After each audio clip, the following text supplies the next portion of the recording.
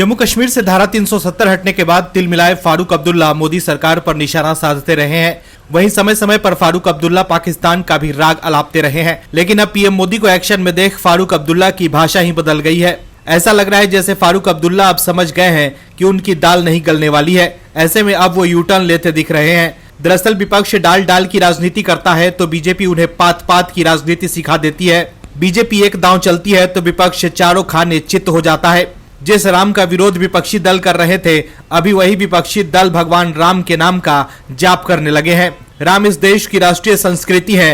विपक्ष उन्हीं राम की अवहेलना करता रहा और कानूनी दांवपेच में फंसाकर वर्षों तक प्रभु श्री राम को टेंट में अटकाए रखा। लेकिन चुनाव को सामने देखकर विपक्ष की चाल और ढाल दोनों ही बदल गए हैं। यहाँ तक कि फारूक अब्दुल्ला सरीखे नेता भी अब भगवान राम का गुणगान करने लगे हैं। अब उनको शायद समझ में आ गया है कि बिना प्रभु श्री राम का नाम जपे 2024 का भव सागर पार नहीं हो पाएगा।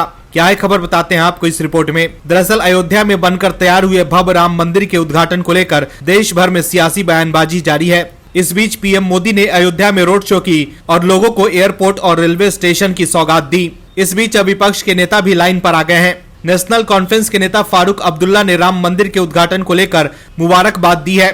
इसके साथ ही उन्होंने कहा है कि राम सिर्फ हिंदुओं के नहीं बल्कि पूरे विश्व के हैं। एक न्यूज एजेंसी से खास बातचीत में फारूक अब्दुल्ला ने कहा कि राम केवल हिंदुओं के भगवान नहीं है बल्कि वो पूरे विश्व के हैं। उन्होंने भाईचारा का संदेश दिया। फारूक अब्दुल्ला ने कहा कि एक बात जो बहुत जरूरी है कि भगवान राम का मंदिर खुलने वाला है। मैं उन सबको जिन्होंने कोशिश की कि उनका मंदिर बने और वो तैयार हो गया है, उनको मुबारकबाद देता हूँ।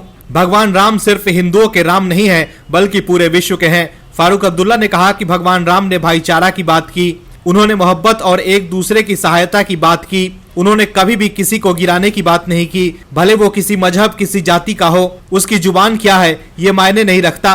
भगवान राम ने एक यूनिवर्सल मैसेज दिया है। फारूक अब्दुल्ला ने कहा कि अब जब ये मंदिर खुलने वाला है, उस भाईचारे को बनाए रखने के लिए काम करिए जो आहिस्ता आहिस्ता हमारे वतन से गायब हो रहा है। जम्मू कश्मीर में हाल ही में आतंकी घटनाओं में जवानों की शहादत पर दुख जाहिर करते हुए फारूक अब्दुल्ला ने एक बार फिर पाकिस्तान से बातचीत की नसीहत दी।